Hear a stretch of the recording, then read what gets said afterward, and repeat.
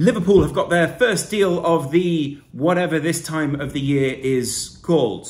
And it is indeed coming in the form of Fabio Carvalho. And the report comes from Fabrizio Romano and plenty of other people around. But a lot of people are now trying to confirm it. 5 million plus 2.7 million in add-ons. The deal runs until 2027. The young 19-year-old who has got 29 games under his belt, 7 goals in there in the Championship and 2 games in the FA Cup, 1 goal in there. But he's looked incredibly impressive in there as a left winger, come attacking midfielder, come sort of second striker type striker player. Yeah, he's signing for Liverpool now. And there's got to be a reason why. There's got to be some analytics reason as to why Fabio Carvalho would come to Liverpool. Because so many people, including the likes of Gabby Agbonho on TalkSport, are saying, why would this young guy sign for Liverpool at this point? I wouldn't go there. I mean, I'm kind of inclined to agree at some point, but there are also lots of other reasons why I would go to Liverpool. For one, I'll be playing with some of the best players in the world, especially if people like Mo Salah sign another deal.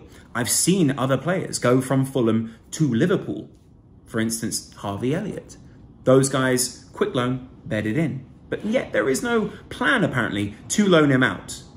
Strange, I know, because he is 19 and you don't immediately see where he fits in, but we're starting to get ideas now as to what Liverpool's summer and beyond that, the rebuild, is going to look like. There will need to be an arsenal of players in there, and I get the feeling there are probably going to be some departures this summer that, whilst emotional, are probably necessary for this side. Fabio Carvalho is a very promising young individual who will look great in red, is Portuguese, which is a strange one for Liverpool. I'm trying to think of famous Portuguese players that have played for Liverpool, and I can't think of all that many prominent people. There was that affiliation with Cristiano Ronaldo that Manchester United had, and Liverpool wanted him under Gerard Houllier, didn't they? But we didn't sign any young wonder kids like that at any point, and really, we've never really been that kind of club. And yet, here we are. It shows the profile of player that Liverpool once wanted is no longer the profile of player that Liverpool will sign now. Fabio Carvalho is one of the players that a lot of people were keeping an eye on. I'll be very interested to see what he does under the likes of Jurgen Klopp, how the midfield shape looks, how the attacking lineup shape looks, whether they see him as a Mane, Diaz, or a Firmino that might drop a little deeper. Is he developing that physical element? And do you know if a player can develop that physical element? These are all signs that Liverpool themselves are trying to do a rebuild. Because when you get rid of talent, you need to bring some new talent in. And that talent needs to be A, affordable, according to the FSG model, but also show certain metrics which tick, tick, tick, mean that you fit into that system. Because I always go back to Moneyball, the film, and I get it, this isn't Moneyball in the same way, but when you're trying to fulfill certain numbers, then you have to get those numbers from different points on the chart. The interesting aspect is Liverpool also seem to be very good at looking into the personality of a lot of these people and seem to be very good at scouting the personality of a lot of these young guys. When Luis Diaz arrived, they worked out how to make him hit the ground running. They worked out how to make him feel comfortable within the side. They've got a side of people who make you feel comfortable.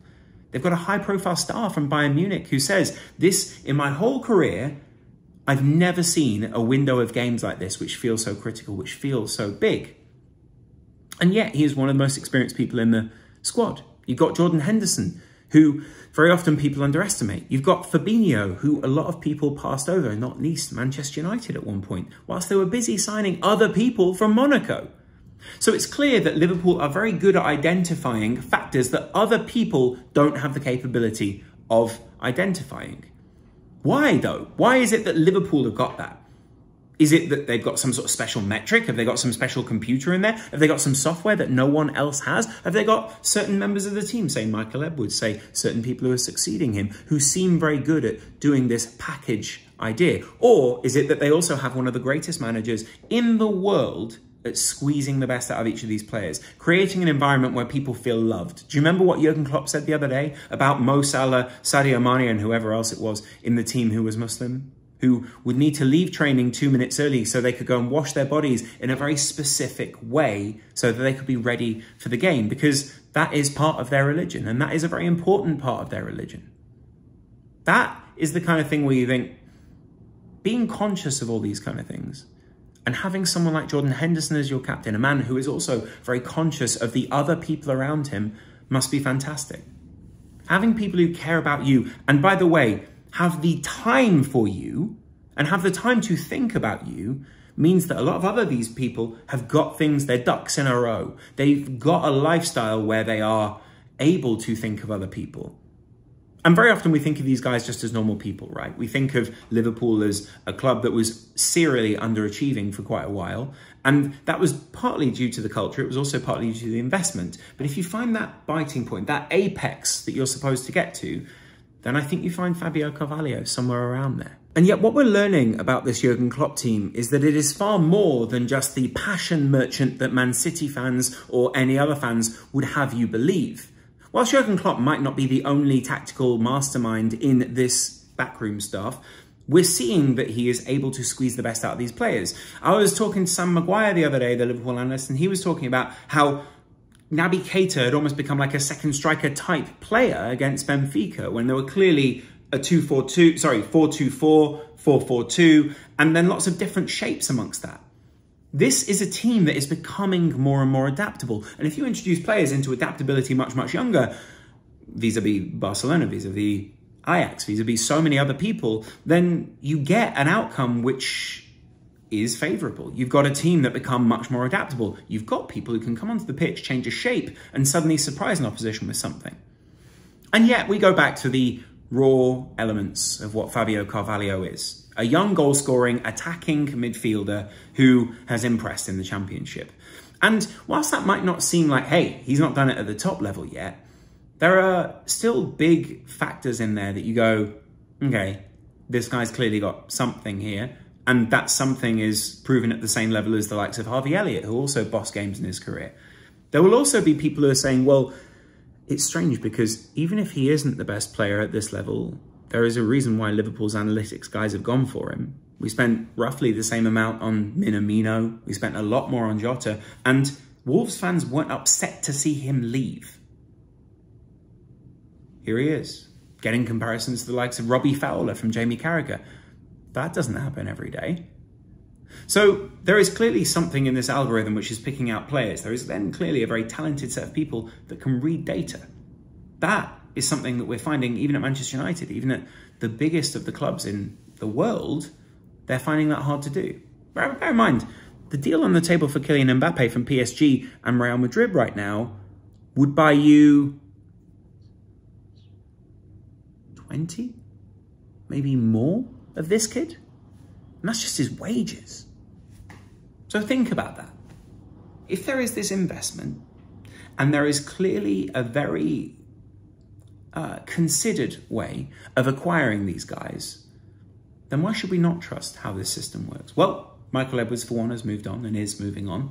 He's not found his next job yet, apparently, but we'll see where it goes from there. But all the players that have come in at Liverpool have been taught new positional sense. They've been taught a nous, which they didn't have before. They've been given extra tools which they can then execute, and Harvey Elliott is one of those. I'm using him as this kind of case study, if you like, because the young players that Jurgen Klopp has been in contact with, Trent, Harvey, the list goes on, have all developed into special players at some point. Now, I get it, there are other players in there who haven't quite had that same development, but these guys are at the very top level. So you'd assume that if Liverpool aren't going to loan this guy out, this guy will also be performing at the very top level and will have had promises made to him that will be that he's at the very top level. This is one of those signings where you go, look, this isn't a statement in the sense that we're signing someone for 60, 70 million and we know this guy's going to start every game. But this is showing that there is some forethought at Liverpool right now. This is showing that come the summer, there will already be some business under Liverpool's belt. They will already have one of their targets. And they are lining people up and they are willing to strike on those guys if they feel that the time is right. Luis Diaz. So, when you get a deal done, probably buoys the club. It's a great thing to know that momentum in any of these title races and in any of these periods is very important. You've got to keep your window open for as long as you can for these kind of things. And bear in mind, at the start of the season, I was told consistently by Manchester United fans, Chelsea fans, and any other fan that would listen, Man City fans in particular, Liverpool's window is closed. And yet here they find themselves 1 point behind City going into a huge game. Whether Liverpool win the league, whether they win the Champions League, they put themselves in a position where they are challenging the very top teams in Europe. You've got to keep that window open. You need to bring in youth like this. I was told not long ago they weren't doing that. And yet here they are bringing in Luis Diaz and Fabio Carvalho. Very often, things work in mysterious ways. And I found that FSG are one of those bodies. Am I happy? Yes. Welcome, Fabio Carvalho. You, my friend, are going to be made one of the Liverpool family now. Let's see how you do. I'm looking forward to it. See you in the pre-season, because I know that's where you're going to be. See you later, guys. I will see you actually later with another video about Frank Lampard. Much love. Bye.